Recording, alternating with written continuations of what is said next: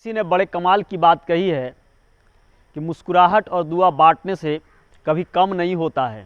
बात सही है, आपको हमेशा अपनी मुस्कुराहट और दुआ को दूसरे लोगों तक बांटना चाहिए, वो हमेशा बढ़ता है। आज मैं आपको एक बहुत ही प्रेरणादायी, बहुत भावुक कर देने वाली एक कहानी एक छोटे से बच्चे के बारे में बतलाने जा रहा हूँ। जो बच्चा एक बार एक कंस्ट्रक्शन साइट पर कहीं कुछ पुल का निर्माण हो रहा था और उस जगह पर एक बच्चा है 12-13 वर्ष का, वह काम करता है। जब वह काम कर रहा था तो उसी के दरमियान वो जो कंस्ट्रक्शन का जो मालिक था, ठेकेदार था, बहुत बड़ा बिल्डर था, वह अपनी एसी कार से आता है और अपने पॉकेट से वह सिगरेट निकालता है और सिगरेट जो ही जलाने लगता है, वह देखता कि सामने एक बच्चा काम कर रहा है। उसे लगता है कि नहीं, इस बच्चे के सामने सिगरेट नहीं जलाया जाना चाहिए। फिर उसने उस बच्चे को बुलाता है। बच्चे को जब उसने बुलाया, देखा कि एक बाल मजदूरी बच्चा कर रहा है, 12-13 वर्ष उसकी आयु है और वह ना 7-8-10 ईंटों को अपने माथे पर उठाता है और ढो कर लेकर जा रहा है। आम जो मजदूर जैसे काम कर रहे हैं वैसे वह बच्चा काम कर रहा है। वह बिल्डर ने देखा तो उस बच्चे पर उसका जो ही ध्यान गया तो उसने उस बच्चे को बुलाया। वह बच्चा को बुलाकर उसका नाम पूछता है, उससे पूछता है तुम्हें काम पर यहाँ किसने लाया है? तो उसने बच्चे ने बोला मुझे काम पर यहाँ किसी ने नहीं लाया है। तुम काम क्यों कर रहे हो? तो बच्चे ने बोला कि बाबूजी इतना क्यों पूछ रहे हो? अरे मुझे काम पर जाने दो, मैं जा रहा हूँ अपने काम पर, नहीं तो जो मुंशी है ना वो मेरी तनख्वाह को, मेरी जो आज की जो दहाड़ी है ना, मजदूरी है, उसे वह काट लेगा। तो जैसा कुछ वह बोलता है तो उस ठेकेदार ने उसे बोला बाबू सुनो, पूरी बात तो हमसे कर लो। लेकिन वह उसकी बात नहीं सुनता है, वह वहाँ चला जाता है। वहाँ जाता है तो पुनः ना उसे वह बुलाता है। थोड़ी देर के बाद जब पुनः बुलाता है तो पुनः पूछता है बाबू तुम्हें काम पर किसने बुलाया है? पुनः बच्चे ने बोला कि मुझे काम पर किसी ने नहीं बुलाया है। तुम काम यहाँ क्यों कर रहे हो? तुम्हें तो पढ़ना चाहिए। तो उस बच्चे ने बोला कि जी मुझे तो पढ़ना चाहिए, मेरा तो पढ़ने का उम्र है, लेकिन मैं क्या कर सकता हूँ, मेरे घर पर बाबूजी हैं और वह बेड पर पड़े हुए हैं। क्यों? तो उसने पूछा क्यों? तो बोला कि वो मजदूरी करने आए थे और ईंट से उन्हें चोट लग गई थी। तो चोट लग गई थी तो वो क्या बोलते, उनके हाथ में चोट लग गई थी और जब हाथ में चोट लग गई थी तो अब वो नहीं आ पा रहे हैं, मजदूरी नहीं कर पा रहे हैं। ऐसा कुछ जब उसने बोला तो बोला तुम्हें तो स्कूल जाना चाहिए। उसने बोला जी बाबूजी मुझे तो स्कूल ही जाना चाहिए, मैं घर से स्कूल के लिए ही निकला हूँ और मैं स्कूल के बाद जब बच्चे घर पहुंचते तो उस समय मैं मजदूरी करके अपने घर पहुंच जाऊंगा। स्कूल में तो खिचड़ी मिलती है, मुझे तो खिचड़ी मिल जाएगा, मैं खा लूँगा, मेरा तो पेट भर जाएगा, लेकिन मेरे घर पर जो माता पिता हैं उनका कैसे पेट भरेगा, उन्हें कैसे भोजन मिलेगा? तो मैं उनके लिए चिंतित हूँ और ना उनके लिए मैं भोजन की व्यवस्था करने के लिए स्कूल न जा करके बल्कि यहाँ मजदूरी कर रहा हूँ। उस बिल्डर ने उससे बोला कि पढ़ने का मन करता है? बच्चे के चेहरे पर मुस्कुराहट आई, उसने खुश होकर के बोलता जी बहुत मन करता पढ़ने के लिए,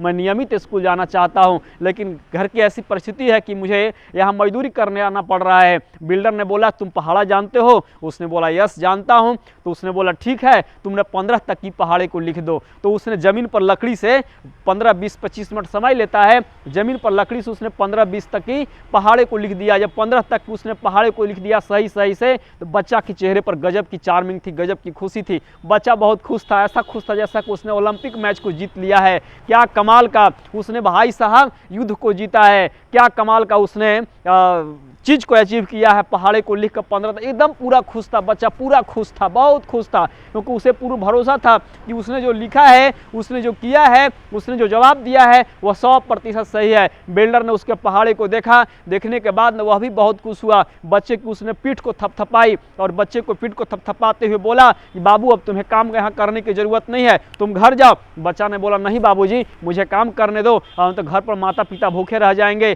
जब बिल्डर ने बोला कि नहीं तुम्हें काम नहीं करना है, तुम्हें अब घर जाना है, तुम्हें मजदूरी नहीं मिलेगी, तुम्हें पगार मिलेगी, ऐसा कुछ जब वो बिल्डर बोलता है कि तुम्हें मजदूरी नहीं पगार मिलेगी, तो वह बच्चा उससे पूछता है पगार क्या होता है? तो बिल्डर ने उसे बताया कि देखो बाबू तुमने पढ़ा लिखा व्यक्ति के जैसा काम किया है, यह एक एबिलिटी वाला तुमने कार्य किया है, तुमने योग्यता वाला कार्य किया है, तुमने लिखा है, तूने उसको लिखा है, तूने लिखने का काम किया है, तूने मजदूरी का काम नहीं किया है कि सुबह से लेकर शाम तक, तूने लिखने पढ़ने का काम किया है। इसलिए लिखने पढ़ने वाले जो लोग होते हैं उन्हें न पगार मिलती है, तनख्वाह मिलती है, और जो दैनिक लोग काम जो करते हैं उसे न मजदूरी मिलती है। उस बिल्डर ने उसे मजदूरी और पगार के बीच अंतर को समझाया। बच्चा को बोला कि तुम अब घर जा, और अपने उसने मुंशी को बोला कि इसे 15 दिन की पगार दो, इसे अब मजदूरी नहीं, इसे 15 दिन की पगार दो, क्योंकि इसने लिखने पढ़ने वाला काम किया है। और बच्चा को घर भेजता है वह बिल्डर। घर भेजने के वक्त एक उसे टास्क देकर भेजता है कि बाबू तुम ना आना, लेकिन 35 तक पहाड़े को कंप्लीट करके आना। तुम अगले बार आना 4 दिन 5 दिन के बाद और 35 तक पहाड़े कंप्लीट करके आना। उसके बाद तुम्हें 35 दिन की हम ना पगार देंगे। उसके बाद उसे और टास्क देगा, तुम मैथ्स में यह कंप्लीट करके आना, तुम ना साइंस में यह कंप्लीट करके आना, तुम्हें इतने दिन का और पगार देंगे। ऐसे कुछ करके बच्चा को इस प्रकार से उसने मोटिवेट किया, इस प्रकार से उस बच्चे के साथ उस बिल्डर ने तर्क किया। अब इस हिसाब से उसका मुंशी था उसे 15 दिन का पगार देता है और उसको टास्क देकर जाता है कि अगले बार तुम आना और 4-5 दिन के बाद वो 35 तक पहाड़े कंप्लीट करके आना। वह बच्चा पढ़ने में बहुत मेधावी है, बहुत टैलेंटेड है, मौका नहीं मिल पा रहा पढ़ने के लिए, वह 35 तक पहाड़े कंप्लीट करके आता है। फिर उसे 35 दिन का वह पगार देता है, फिर कुछ ना मैथ्स का उसे टास्क देता है, कुछ साइंस का टास्क देता है और इस तरह से वह ठेकेदार ने उस बच्चे को पढ़ा देता है। और जो उसको पगार दे रहा तो उस पगार से उसके घर के माता पिता हैं उनका ना खर्च चल जाता है। बंधु, जब वह ठेकेदार वह कंस्ट्रक्टर था, बिल्डर था, वो अपना घर जा रहा था तो जाने के वक्त वह यही सोच रहा था कि उसकी भी जो करियर की शुरुआत थी बिल्डर का ना, वह ईंट भट्ठे पर काम किया करता था। वहाँ से उसने अपनी ज़िंदगी की शुरुआत की। बहुत ज़िंदगी में आयाम आए, बहुत ज़िंदगी में पड़ाव आए, बहुत ज़िंदगी में संघर्ष आए, बहुत ज़िंदगी में चैलेंज आए, चुनौतियाँ आए, सारी चीज़ों का उसने सामना किया और करते करते आज न वह एक बड़ा सा बिल्डर बन गया है, बहुत बड़ा बिल्डर बन गया है। वह सोचता है कि कैसे मैं इस बच्चे की ज़िंदगी को संवारूं, जिस बच्चे में इतनी योग्यता है, इतनी योग्यता है कि वह ना 15 तक की पहाड़े को जानता है और वह ना यहाँ पर ईंटा को ढो रहा है, वह 35 तक की पहाड़े को याद कर सकता है और वह ना ईंटा को ढोना चाहता है।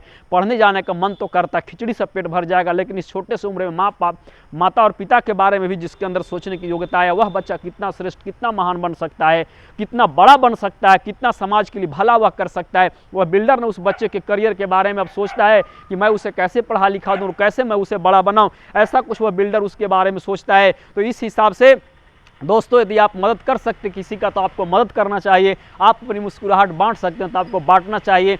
आप अपनी दुआ किसी को दे सकते हैं तो आपको अपनी दुआ देना चाहिए। आपकी ज़रूरत है इस समाज को, आपकी ज़रूरत है इस देश को, आपकी ज़रूरत है इस राष्ट्र को, आपकी ज़रूरत है इस समाज को, इस मातृभूमि को। तो यह थी बहुत ही सुंदर सी स्टोरी, शायद आपको अच्छा लगा होगा। जय हिंद, जय भारत, वंदे मातरम।